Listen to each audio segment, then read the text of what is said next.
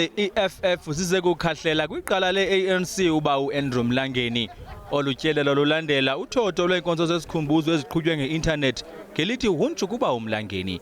Umalima onongasekhoyo uba uMlangeni banobudlelwane obuqinileyo bususela kwithuba umalime kwi-ANC uzawuthi gangoku nangoku sewamka kulo mbutho. The fact that the family quickly cautioned the government not to do it in the name of their father, it is because the family and everybody else has come to appreciate that this government has institutionalized corruption. They've got no shame. They still, even during funerals. Kusenjalo ke umalima umemelele kumongameli Cyril Ramaphosa kokuba ambeke bucala ngokosisithethi sakhe ukhusela Diko.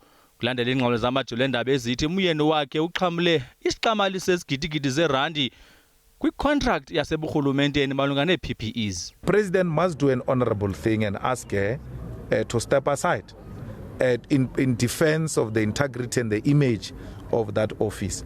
But the president won't do so himself, because the president is the same person who is protecting the documents in courts, which are supposed to be revealing who bought him the office of the president.